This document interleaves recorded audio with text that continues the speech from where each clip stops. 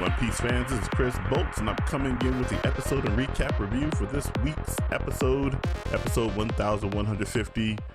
Get the ship moving, the Iron Giant activates.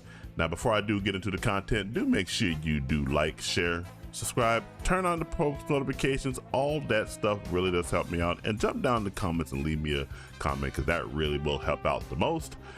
Now, this episode started off with a recap of last week's episode 1149, and we picked it right up right here as all the Gorosei are just going around the island trying to hunt down this Iron Giant and where it's located.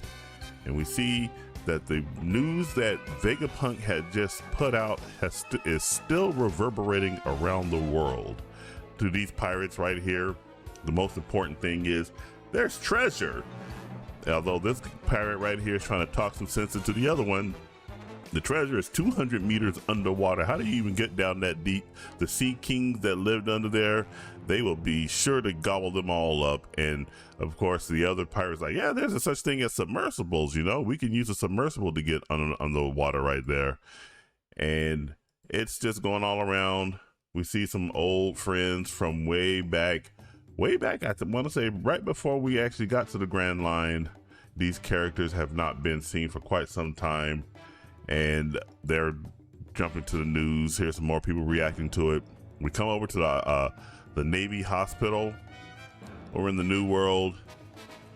Smoker is getting ready to talk to his vice admiral right here, Tashigi, and they're just talking about everything that's going down.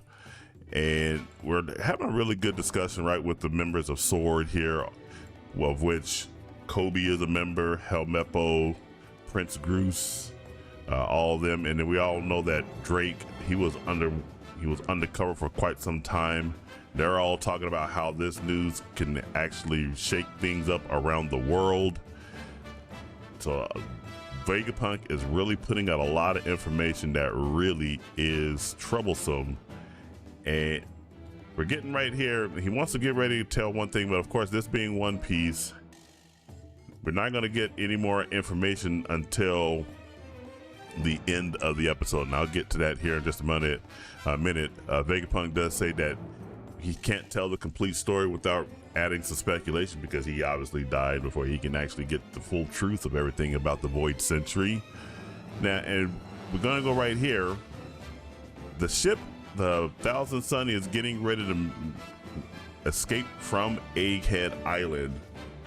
And this just serves as further proof that Sanji is getting the short end of the stick. We see a very strong, powerful Gorosei is coming their direction, that being Saint Nusjudo, who, by the way, there was a little bit of a controversy in the last episode. Apparently he had 6 fingers instead of 5. I didn't pick it up because I was so engrossed with the anime, but some people like to sit there and they do look over everything with a fine-tooth comb, and apparently they found out that he had 6 fingers as opposed to just 5.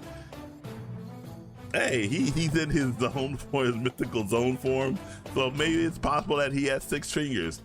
I don't know, but they just wanted to put that out there. So we have Saint Judo in his Bakotsu form, who's chasing down this ship, getting ready to stop them from escaping.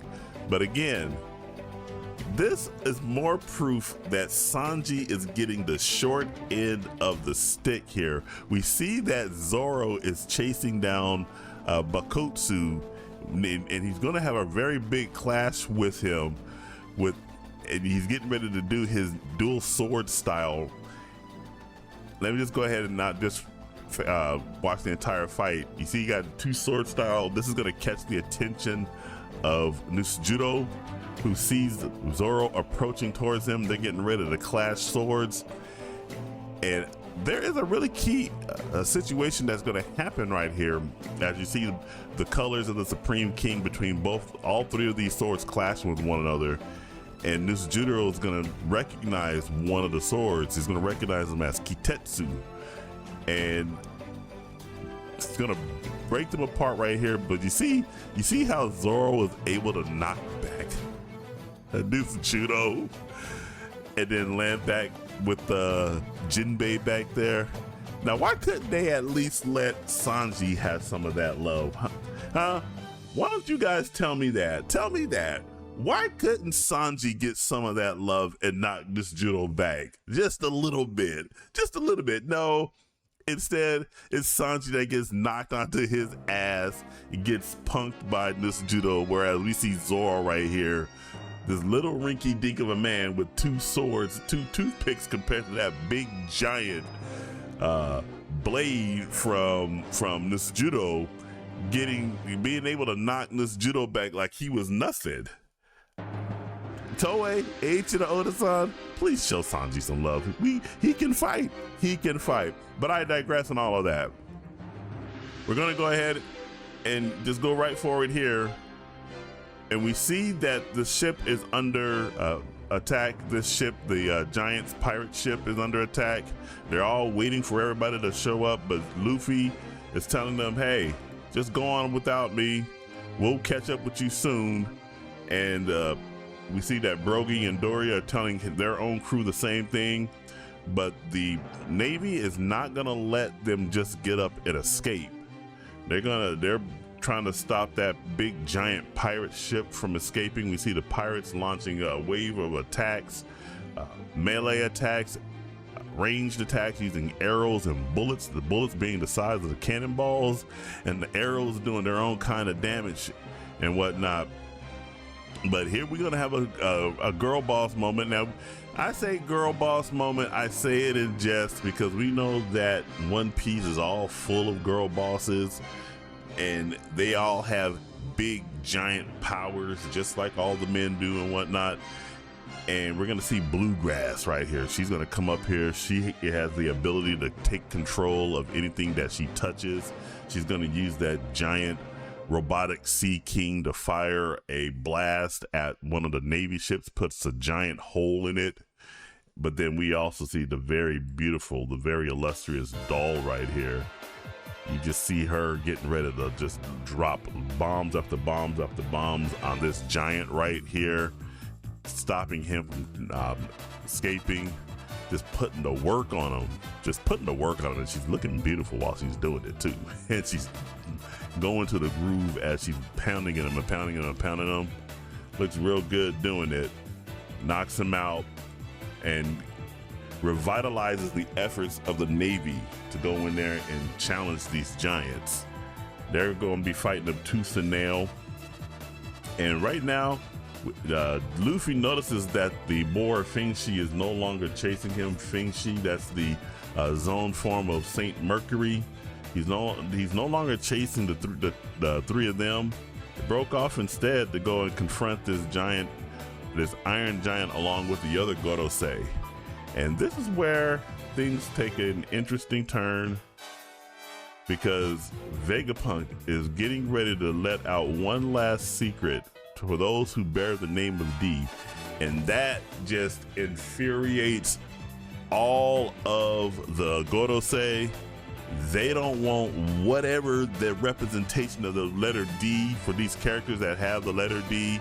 We know those characters be Monkey D. Luffy, obviously, his grandfather, Monkey D. Garp, his father, Monkey D. Dragon, Trafalgar D. Law, and Marshall D. Teach. I think those are the only 5 that are still living right now that have the letter of D in their name. There might be a couple others that I'm missing there, but I'm pretty sure it's just those 5. But let me go ahead and just look this up that have the letter D in their name. It's right here, Jaguar D. Saul. So this is even a better source right here. This is from the One Piece fandom.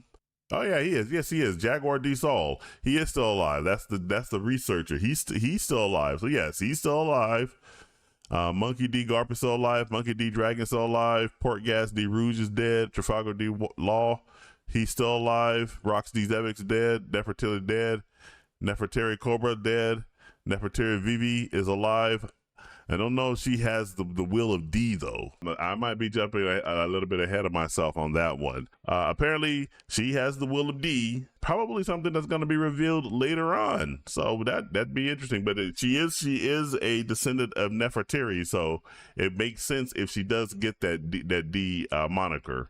But let's go back over here to the actual episode itself. As I was saying, Feng Shi is like, nah, we're not gonna let you get that information out of there. He rams this Iron Giant with all of his might, stops that broadcast, and pushes the Iron Giant into the sea. And that is the end of that. The broadcast has ended. The Iron Giant sinks into the sea. He was expecting Joy Boy, hoping to find Joy Boy. Joy Boy wasn't there, but the current iteration of Joy Boy is Monkey D. Luffy, who is wielding the codename Nika fruit, the same power that Joy Boy wielded at the time this Iron Giant was around. And that is the end of the episode. And unfortunately, next week's episode will be a recap, and we're going to be getting a lot more recap episodes after the Egghead Island arc is finished. I think we're coming to the conclusion of the Egghead Island arc, and they're getting ready to take a really good long hiatus before we get into the Elbaf arc. The Elbaf arc is going to be coming around the springtime, between April and May. I know we don't like recap episodes, but I think we're gonna have to get used to it, at least for the next few months and whatnot. So this episode, overall, it had a good combination of action there, a good combination of world building and lore, and I always like those kinds of episodes and whatnot. So I'm gonna give this episode another 8.5 out of 10. Gotta give Sanji some love. Zoro it was nice seeing Zoro use his Rashomon on this Judo in his Bokotsu form, and having this Judo recognize Kitetsu, one of the swords that Zoro wields. So there's some little history going on right there. So I can't wait to get more on that information. But overall, once again, 8.5 out of 10. Really like this episode. What did you guys think of this episode? Jump down in the comments and let me know what you thought. And make sure you do like, share, subscribe, turn on the post notifications. All that stuff really does help me out. And remember, this is Chris Boats signing off, and I will catch you guys in the next video. Take it easy.